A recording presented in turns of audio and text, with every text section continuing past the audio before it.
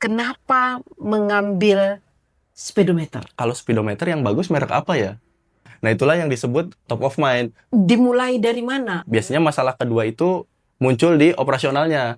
Apa yang memberanikan Mas Ihsan untuk mengembangkan sayap atau mengembangkan bisnis ini, Mas?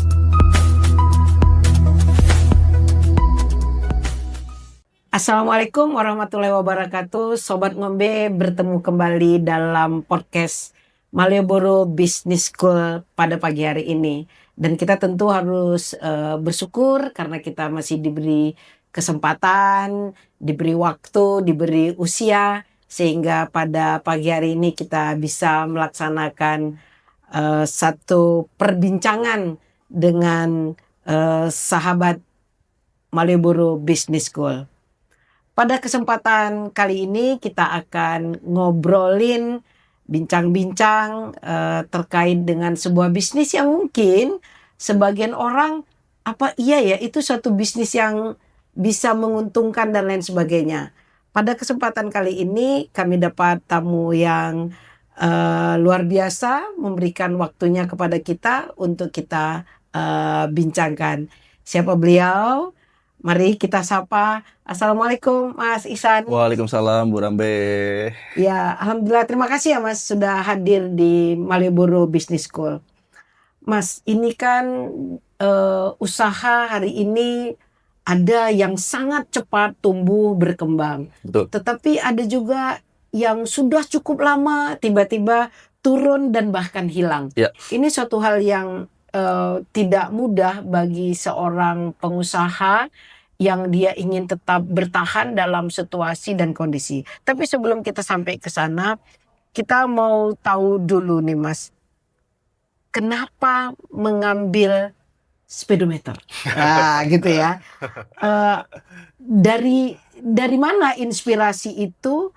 Kok itu menjadi sesuatu yang dipilih menjadi sebuah bisnis. Ya. Karena kan bisnis hari ini ada juga orang hanya coba-coba masak, semua orang bilang enak, kemudian dia buat. Ya. Ya. Dan banyak hal lah yang kadang itu hanya hobi, hanya coba-coba dan lain sebagainya, tapi menjadi sebuah bisnis. Mungkin bisa cerita tentang bisnisnya Mas Ihsan? Oke, mungkin kenapa speedometer gitu ya? Karena mungkin pada awalnya tuh sebenarnya saya juga bukan speedometer dulu. Sebelum masuk ke situ ya. Iya. Tapi waktu kuliah itu memang jualan aksesoris dulu. Jadi aksesoris motor. Nah, zaman dulu belum ada kayak sekarang marketplace gitu ya. Terus juga sosial media juga belum kayak sekarang, ada Instagram, ada TikTok. Betul. Gitu. Belum kayak sekarang. Mungkin Bu Rambe juga tahu dulu karena Bu Rambe sudah lebih awal bisnis kan daripada saya gitu. Iya. Selisihnya Bu Rambe udah mulai bisnis, saya baru lahir. Betul, karena tahun 94 lahir. Iya. Benar. Di situ. Iya. Nah, jadi mungkin secara dinamikanya Bu Rambe pasti lebih tahu perpindahan platform dari tahun ke tahun. Mungkin dulu tenarnya di koran, di radio, di televisi, mungkin Betul. lebih tahu Bu Rambe gitu. Iya. Nah, saya dulu mengalami sebelum eranya sosial media buat jualan sama sebelum eranya marketplace buat jualan. Jadi jualannya ya dulu antara offline atau berusaha online tapi masih menggunakan BlackBerry Messenger. Sekarang udah nggak ada.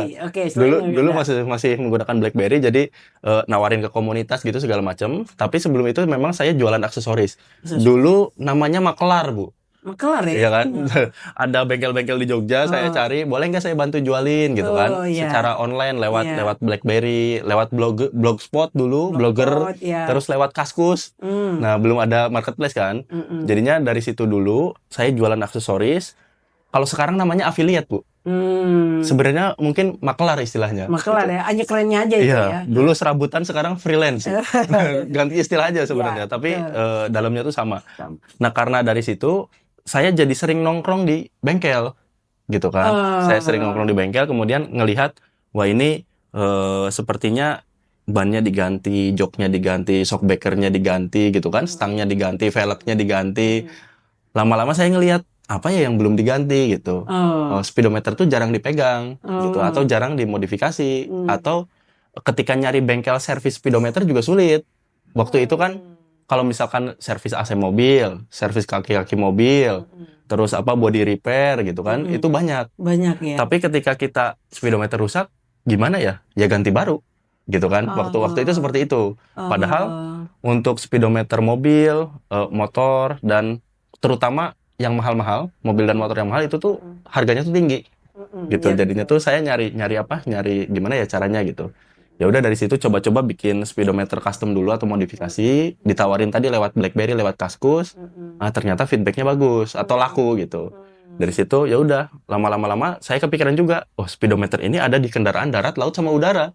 Oh iya betul. Nah, Karena dia pengontrol ya. betul. Semua informasi ada di speedometer gitu kan. Ada Kecepatan dan lain-lain. betul, Iya, di dashboard. Apalagi yang sekarang itu kan semakin canggih. Semua Betul. informasi Ada di situ. ada Iya. di layar gitu. Iya. Nah, dari situ wah ini peluang nih. Karena semua kendaraan darat, laut, udara pakai gitu. Tapi belum ada yang jadi top of mind dan market leader. Iya. Nah, disitulah saya masuk gitu, Bu. Jadi sebenarnya justru nongkrong, mengamatin dan mengambil ceruk pasar ya, Betul. Mas ya. Betul. Nah, kemudian dari tadi istilahnya jadi maklar lewat BlackBerry dan lain sebagainya, terus untuk memutuskan speedometer nih. Ya, tadi karena apa ya, yang ditukar, diganti, diservis itu waktu itu Mas Ihsan melihat bahwa speedometer nggak ada yang diganti atau gimana, Mas? Karena saya sempat nanya juga, Bu, iseng-iseng mungkin kalau sekarang istilahnya riset market sama riset produk ya. Iya. Iseng-iseng nanya kayak merek ban yang bagus apa. Nah, itu keluar nama-nama ban, Bu. Dari orang yang suka otomotif ya. Iya. Merek velg yang bagus apa, merek knalpot yang bagus apa, keluar nama-namanya. Iya. Bahkan sampai baut pun itu tuh dimodifikasi gitu kalau di otomotif. Nah, terus tapi ketika saya itu tanya kalau speedometer yang bagus merek apa ya? Speedometer. Emang speedometer bisa digimanain? Nah, relatif masih kosong, Bu. Waktu itu kebetulan saya sempat kuliah marketing. Kemudian kalau di branding itu kan katanya ada 7 merek, maksimal 7 merek yang bisa nancep di otak kita. Ketika kita ditanya HP, paling kita cuma bisa nyebutin yang cepat itu 7 merek aja, habis itu bingung gitu. Nah, itulah yang disebut top of mind. Nah, dari situ saya kayaknya saya bisa nih jadi top of mind gitu.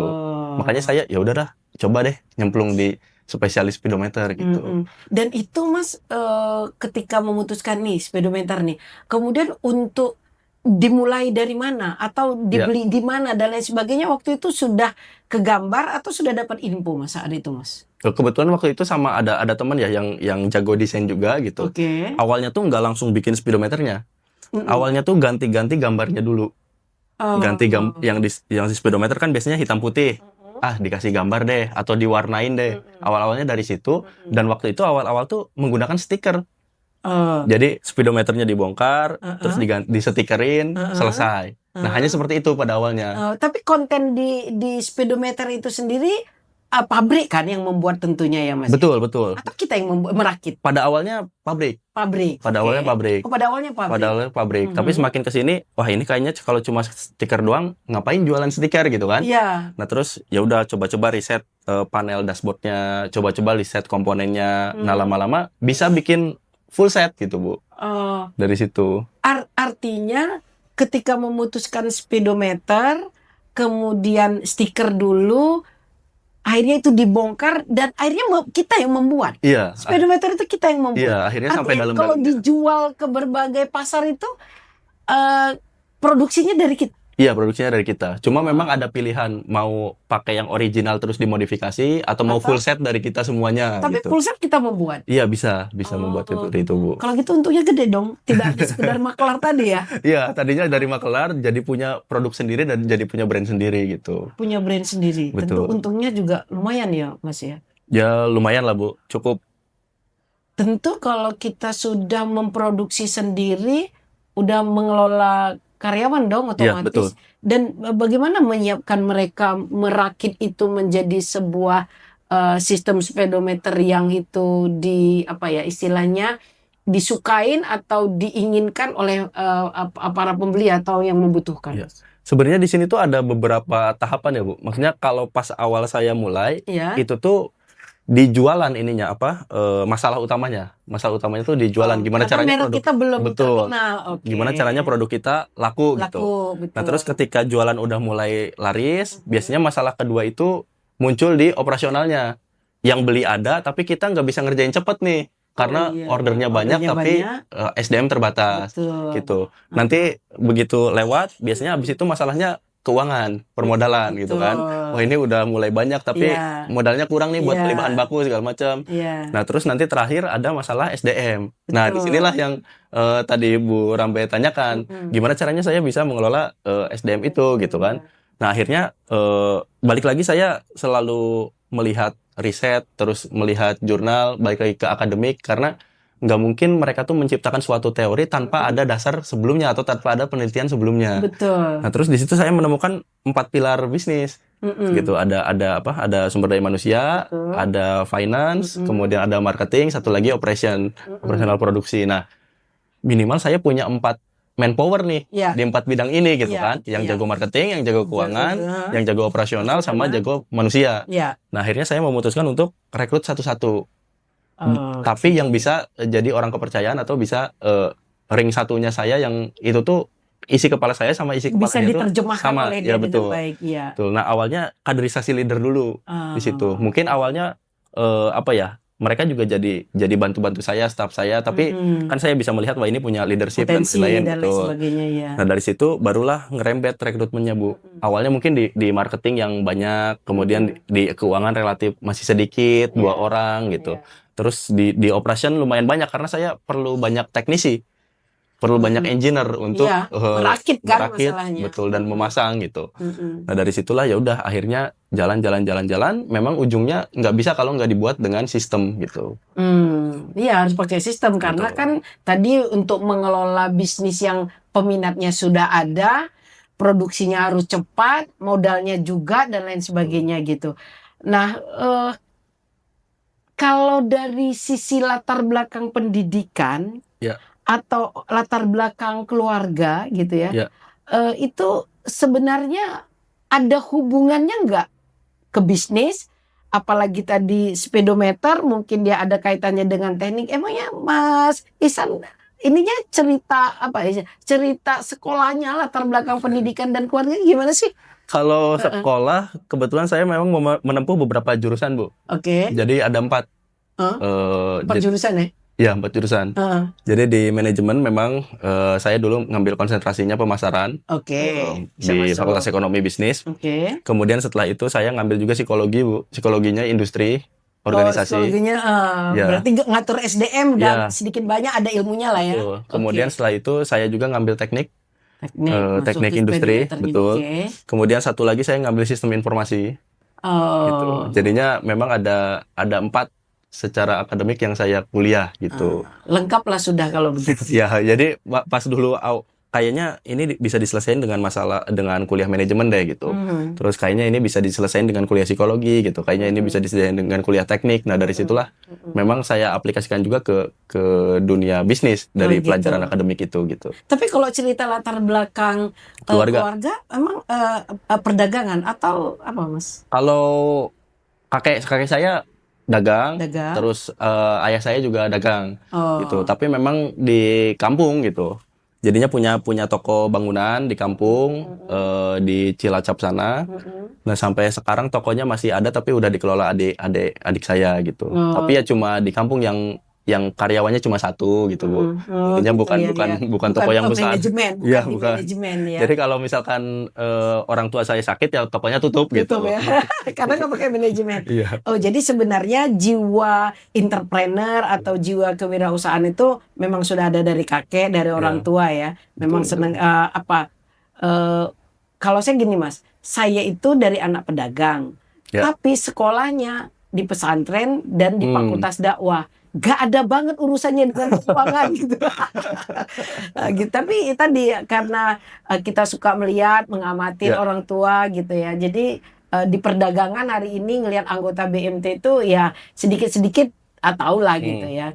Nah, tapi kalau misalnya dulu masih kecil kan kita suka ditanya cita-citanya jadi apa? Waktu itu apa, Mas? Saya dari kecil justru pengen jadi pengusaha memang. Oh, jadi pengusaha ya? Tapi nggak terbayangkan kalau bicara speedometer tentunya. Speedometernya belum kebayang. Jadi nongkrong itu memang ada baiknya juga, tapi jangan nongkrong yang nggak jelas gitu ya. Tapi tadi nongkrong mengamati, ternyata Celuk Pasar itu menjadi sebuah bisnis ya, Mas Ihsan ya. Luar biasa. Oke.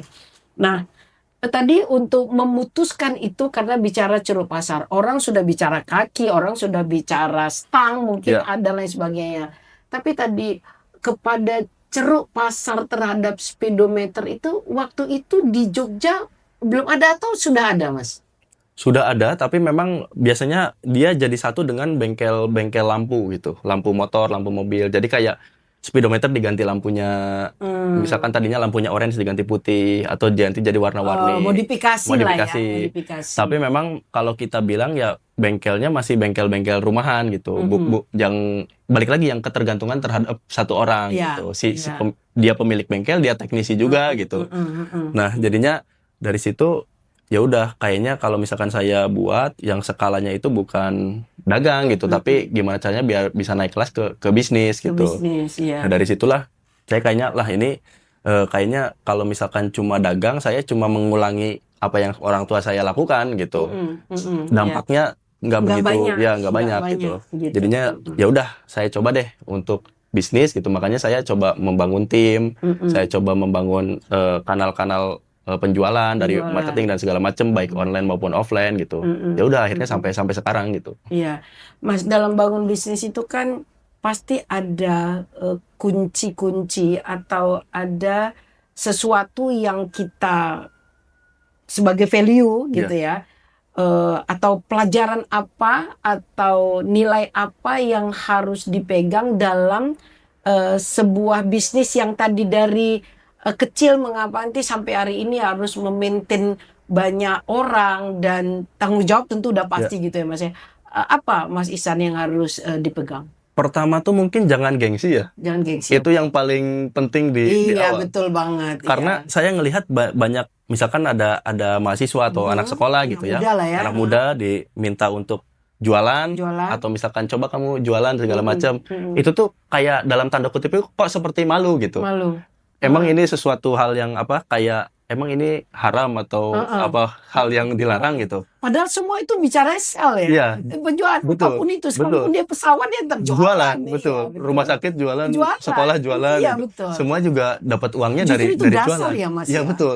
Tapi kok kayak gengsi, jualan tuh malu gitu. Malu ya. Nah, di situ mungkin awal tuh jangan gengsi Jangan dulu gengsi. gitu. Apalagi kalau misalkan kita itu baru mulai, kita harus banyak tanya ke orang. Contoh misalkan tadi saya jualannya speedometer. Iya. Ya saya tanya ke orang-orang yang suka modif gitu. Iya.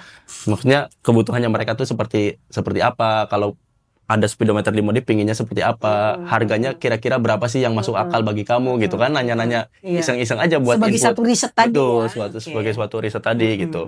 Ya akhirnya setelah itu mungkin pertama itu jangan gengsi, yang kedua itu konsistennya sih yang susah. Oh, konsisten.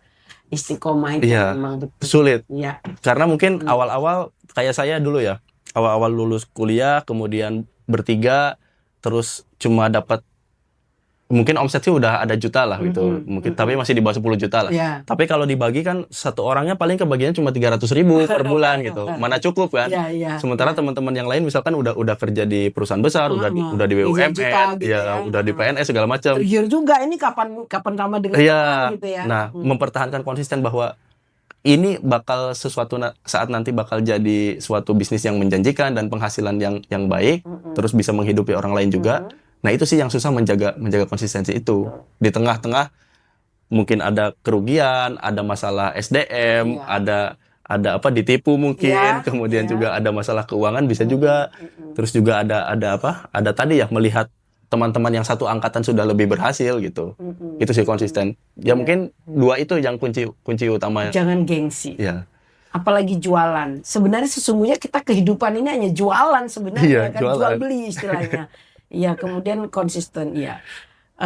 Untuk konsisten itu kan memang harus ada niat yang kuat ya, Mas. Betul. Kita mau ngapain, mau untuk apa kita hidup ini gitu ya.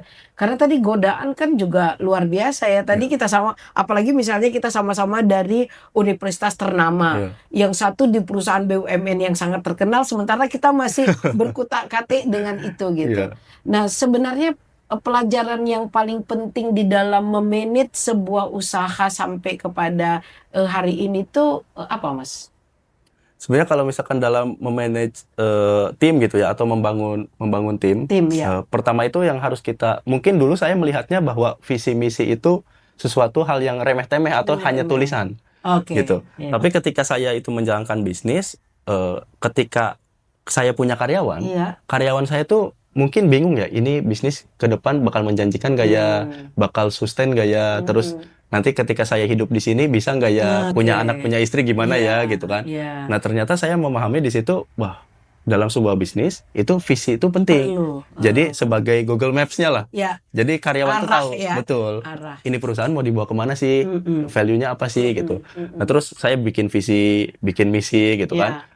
Kemudian bikin core value perusahaan juga. Habis itu yang dulu saya lakukan saya dokumentasikan.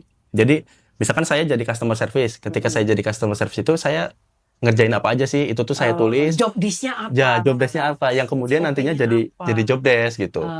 Terus jadi job desk, kemudian ketika job desk itu masih apa ya, kayak semacam belum clear gitu, itu tuh saya turunkan lagi jadi instruksi kerja.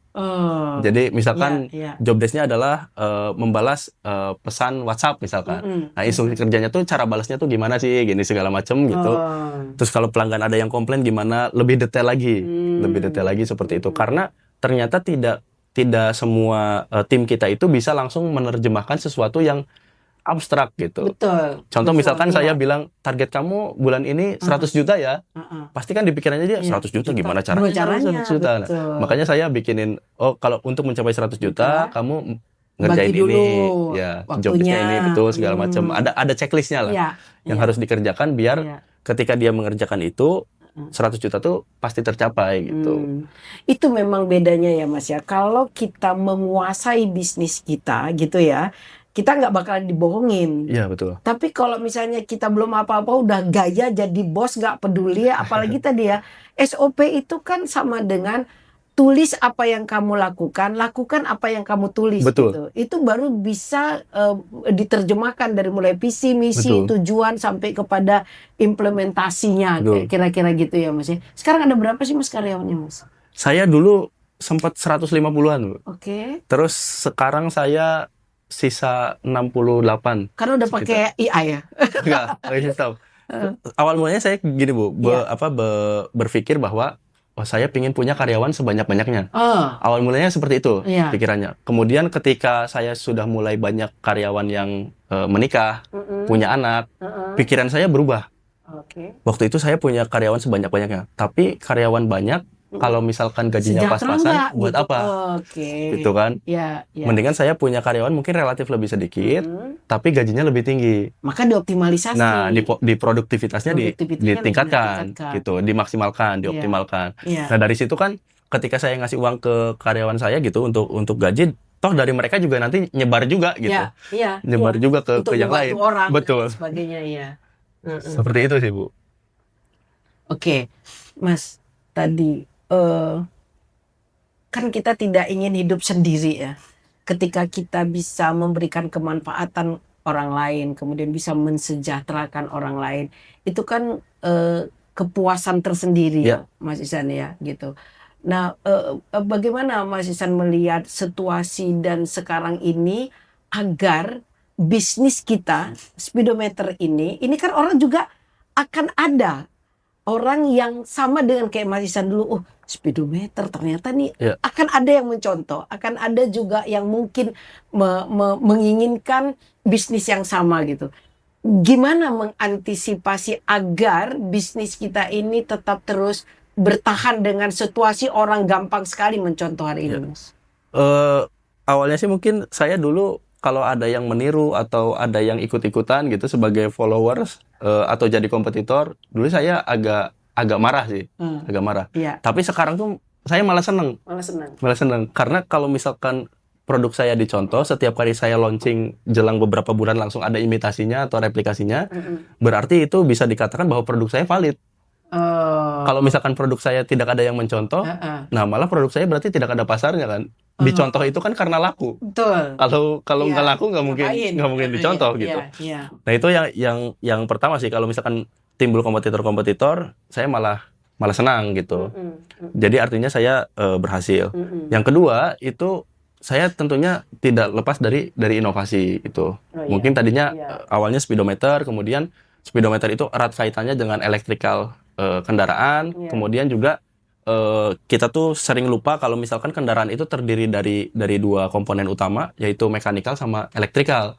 Nah, apalagi sekarang udah menuju ke mobil listrik, motor listrik, Iya. segala macam. Iya. Dari situ justru peluang saya malah terbuka lebih lebar, karena tadinya saya di spesialisnya di elektrikal, speedometer bagian dari elektrikal kendaraan. Yang dulunya mobil itu mainnya itu mekanikal, sekarang udah elektrik semuanya. Nah, disitulah peluang pasar saya terbuka lebih lebar lagi gitu, karena elektrikal kendaraan itu mainannya tim saya gitu.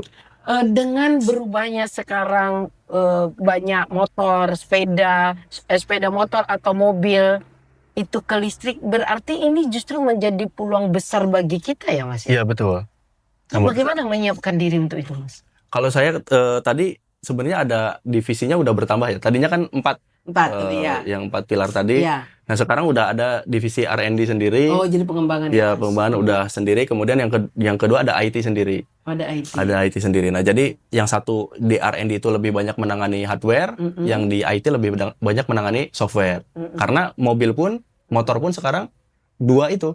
Ada hardware-nya, ada software-nya gitu. Banyak yang sekarang udah bisa dikendalikan dari handphone segala macam, connect ke IoT, connect ke internet segala macam gitu kan. Disitulah peluang saya masuk. Nah, saya melakukan riset and development di situ untuk jadi produk-produk baru selanjutnya gitu. Dan beberapa sudah di launching juga. Ada yang pakai brand baru, ada juga yang pakai brand lama gitu. Dan tadi Mas dengan perubahan ke elektronik, ke mobil listrik dan lain sebagainya, itu produk kita bisa cukup kompatibel Mas dengan yang dibutuhkan oleh masyarakat, atau kita sebagai pengganti ketika ini rusak? Kompatibel. Jadinya ya bisa di apa? Saya ada dua ya, kalau di speedometer itu ada dua. Yang pertama itu tadi custom atau modifikasi. Yang kedua itu service atau repair atau restorasi. Karena kenapa saya mengadakan repair sama restorasi juga? Karena ada beberapa orang yang memang dia nggak mau modif. Dia hanya ingin mengembalikan fungsinya aja gitu. Dia sukanya yang original, tampilannya original, bukan yang dimodifikasi gitu. Ada memang market yang seperti itu. Seperti itu, benar. Jadinya saya memang menyediakan dua itu. Ya udah, kalau misalkan rusak bisa kami perbaiki. Tapi kalau mau sekalian dimodifikasi juga bisa gitu. Nah, dari yang tadi sudah diceritakan sampai akhirnya hari ini sudah sekian banyak, sebenarnya milestone-nya untuk sampai waktu itu ini perlu nih dikembangkan, ini perlu nih dibuka cabangnya atau apa ya istilahnya, itu tuh apa yang memberanikan Mas Ihsan untuk mengembangkan sayap atau mengembangkan bisnis ini, Mas? Kalau saya balik lagi ke data, Bu. Jadi customer service itu kan banyak pertanyaan dari konsumen. Pertanyaan dari konsumen itu kan yang mempersepsikan kalau konsumen itu taunya kita bisa hal itu, gitu. Walaupun ya kan.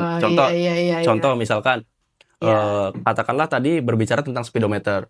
Mas, kalau sekalian lampu interiornya diganti bisa nggak? Gitu kan. Nah, yang bertanya tentang lampu interior itu seberapa banyak sih dari konsumen yang masuk gitu. Itu menjadi bahan. Betul, itu menjadi bahan bahwa pengembangan selanjutnya adalah di bidang tersebut gitu. Atau misalkan kayak gini juga, ada untuk pengembangan cabang, kenapa saya buka di Jakarta sama di Bandung gitu kan.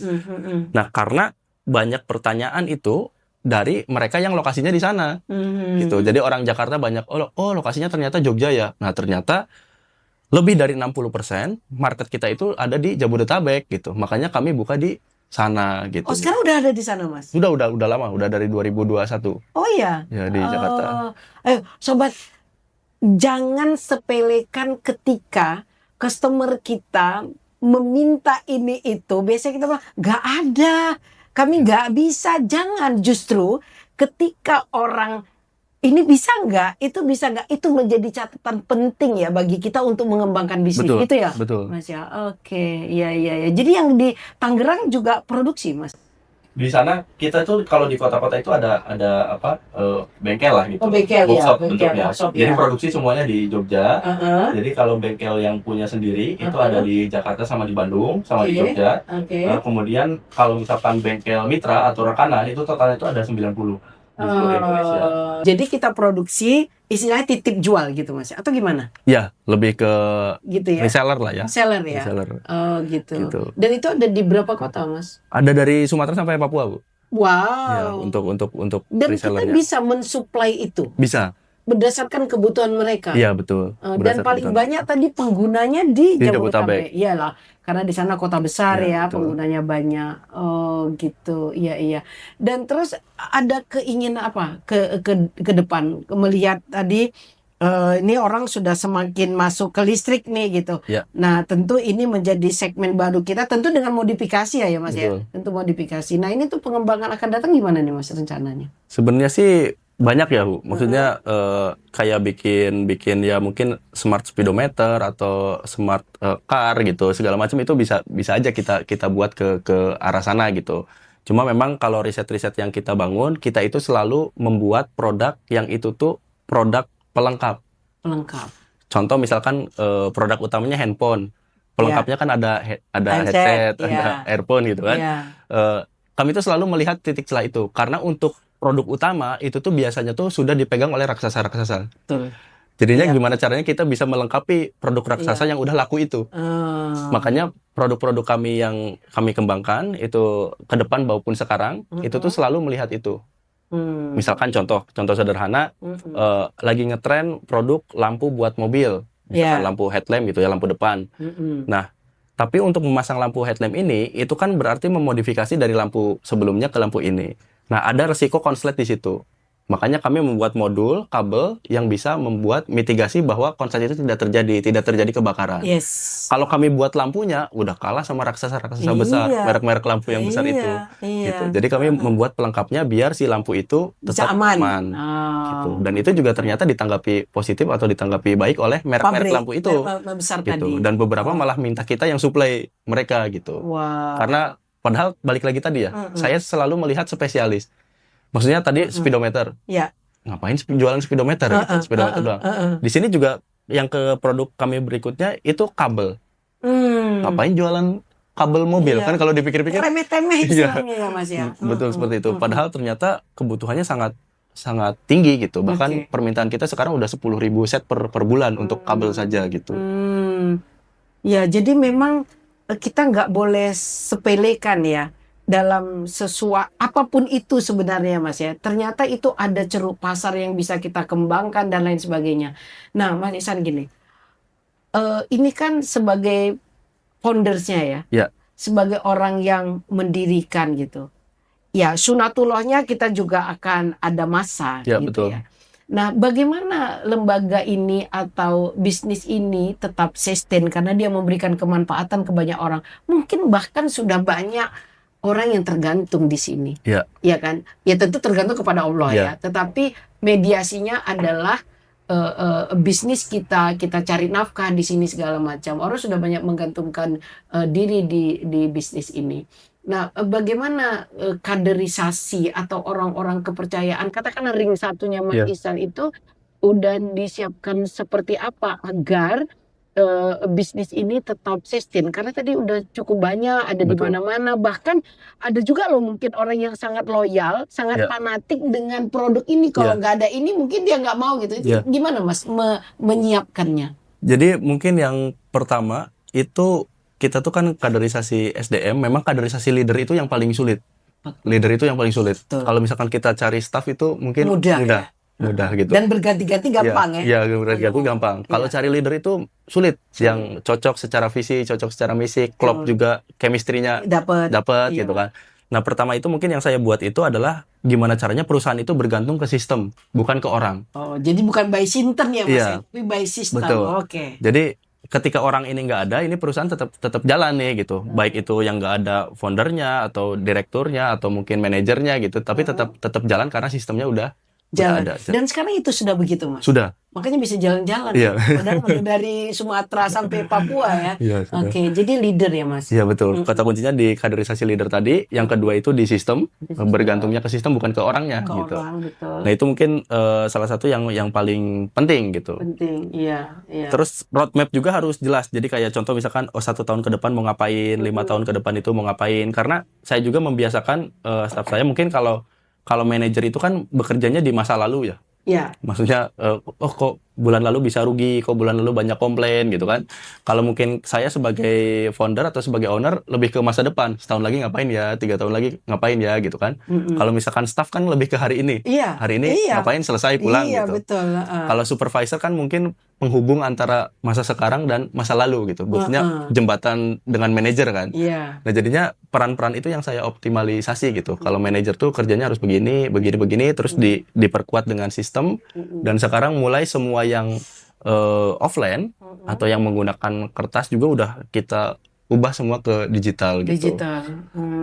Jadi tadi Mas Yan kalau tadi level-level karyawan katakanlah kayak gitu ya. Iya. Itu tadi dia hanya bekerja, datang bekerja. Terus ini penghubung dan lain sebagainya. Berarti orang yang memiliki visi ke depan, bicara rencana kerja 5 tahunan segala macam, di bawah Mas Ihsan sudah ada berarti? Ada. Sudah ada Sudah ya? ada. Oh gitu, ya. Betul. Nah terus gini Mas, ini kita sudah masuk di abad yang serba tadi teknologi. Betul. Dari mulai nulis-nulis, udah sekarang semua pakai. Kemudian bisa dikirim dengan cepat, bisa Betul. dipoto dan segala macamnya. Nah dengan teknologi digitalisasi, kemudian apalagi sekarang AI Mas Epot, Ya. dan pindahkan ke sini jadi gitu. Nah bagaimana mengubah gitu ya, mengubah bisnis seperti speedometer ini dengan konteks hari ini yang serba digital, kemudian dengan AI dan lain sebagainya, apa yang disiapkan hari ini agar kita tadi bisa sesuai dengan zaman kira-kira Mas? Mungkin pertama itu saya itu kurang setuju kalau misalkan pekerjaan manusia itu bisa digantikan oleh semua. AI. Tidak mungkin bisa semua sih. Yang ada tuh pasti ketika ada sesuatu posisi yang tergantikan oleh AI, pasti nanti akan muncul posisi baru. Oke. Contoh misalkan dulu kita mana tahu ada YouTuber gitu. Setelah ada YouTube misalkan tiba-tiba muncul profesi baru, ada YouTuber gitu dan kan. lain-lain ya. Iya, terus dulu juga kita khawatir ketika ada bisa iklan di Facebook, iklan di Instagram, nanti iklan-iklan yang konvensional gimana gitu kan. Brosur segala macam. Tapi ternyata dengan adanya Facebook Ads, misalkan Instagram Ads, ada muncul baru Ads Manager atau Internet Marketers. Itu kan posisi pekerjaan baru atas dasar itu kan. Jadi mungkin sekarang banyak AI keluar, tapi saya yakin nanti akan ada muncul profesi-profesi baru. Contoh misalkan ada prompter engineer misalkan. Dulu kan nggak ada ya posisi itu. Sekarang setelah ada AI tiba-tiba ada itu gitu. Nah jadinya mungkin dengan memanfaatkan teknologi saat ini, mau nggak mau memang kita harus adaptasi gitu. Kalau nggak adaptasi nggak bisa.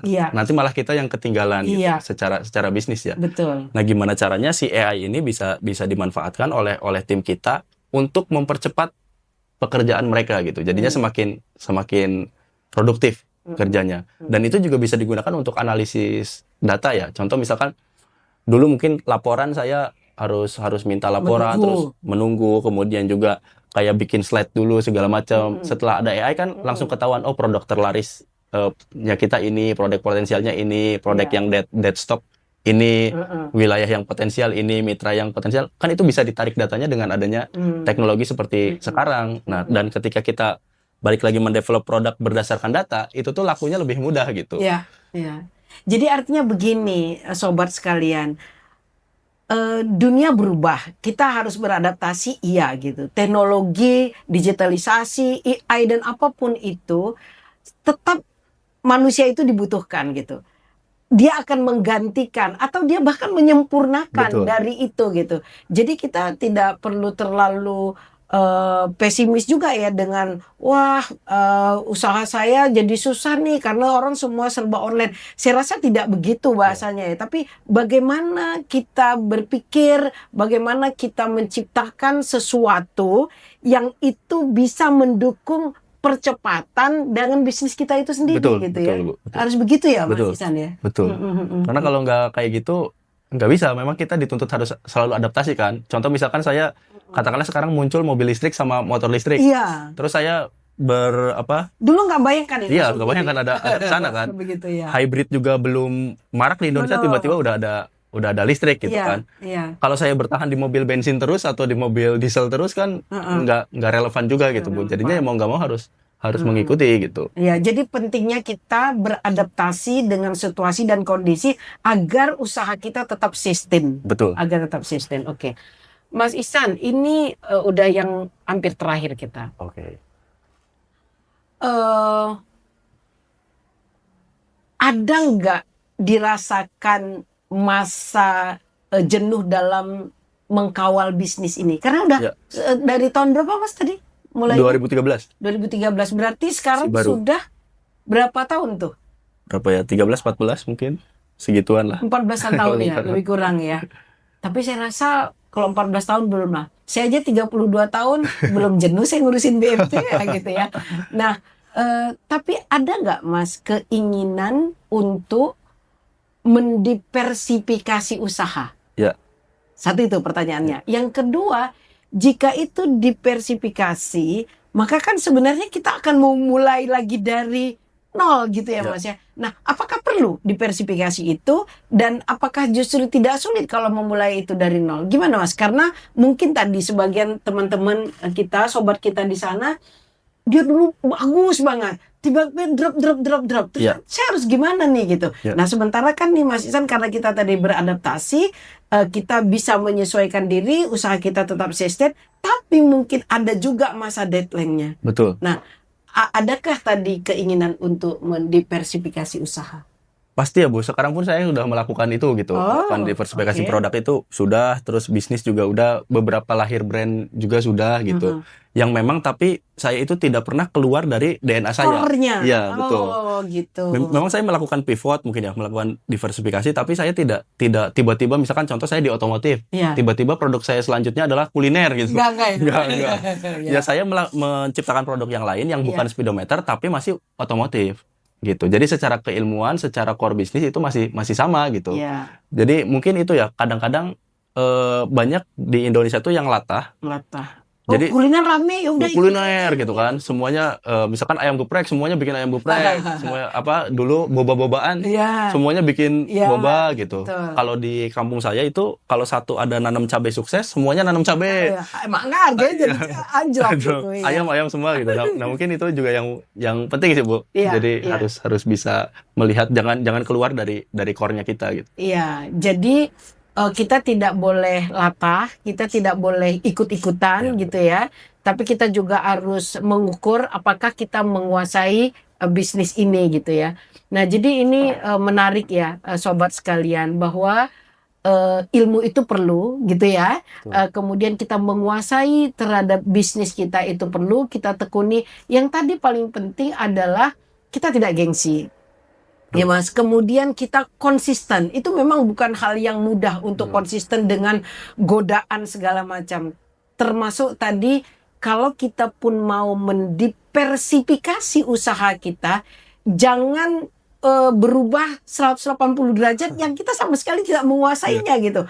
Atau mungkin ada juga sebagian orang ingin, ini kan udahlah uang bakar uang aja ikutan. Tetapi kan kita di situ bukan kita pemainnya. Betul. Ya kan? Kalau Mas Ihsan tadi mungkin mengajari kita atau memberikan pelajaran kepada kita adalah oke, kalau kita mau diversifikasi yang kita kuasai bisnis kita sehingga kita ini tidak terlalu berat dari nol untuk melakukan pengembangannya ya Mas, karena masih di situ juga. Oke. Menarik teman-teman sekalian, jadi jangan pernahkan hal-hal yang sepele karena bisnis itu, peluang itu tetap ada. Mungkin sebagai satu closing statement buat sobat sekalian Mas, agar tetap semangat, agar tetap optimis, mungkin perlu ada closing dari Mas Ihsan, kami persilakan. Ya, mungkin kalau buat teman-teman dari saya pertama mungkin berangkatlah kalau misalkan membangun bisnis itu dari masalah dulu. Kayak tadi kan saya melihat masalah, ternyata ini pada diganti, kok speedometer nggak diganti ya? Jangan-jangan kalau ini diganti juga laku gitu. Nah banyak orang itu yang membuat bisnis itu produknya dulu. Abis bikin produknya, siapa yang beli? Jualnya bingung kemana gitu. Itu mungkin pertama berangkat dari masalah dulu, karena kalau dari masalah itu biasanya itu jadi kebutuhan gitu. Nah terus ya yang kedua, lihat juga seberapa besar marketnya. Gitu. Jangan-jangan yang butuh ini tuh sedikit gitu. Ya apa yang butuh ini banyak. Sekarang dengan adanya AI mudah lah dicari gitu datanya. Nah terus setelah kita punya produknya yang berangkat dari masalah, kemudian juga punya pasarnya, jangan lupa dites dulu. Misalkan kita makanan, mungkin coba-coba ke Car Free Day atau apa gitu kan, disebar. Nanti kalau misalkan dia nyoba digigit, terus abis itu gigit lagi, atau bisa dibeli di mana, nah berarti kan produk kita enak.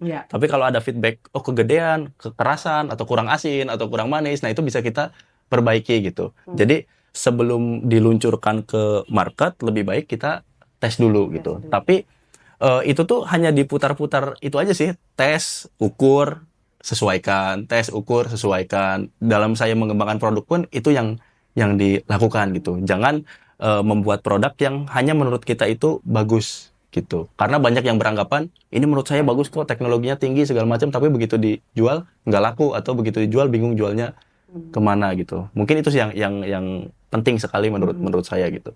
Ya.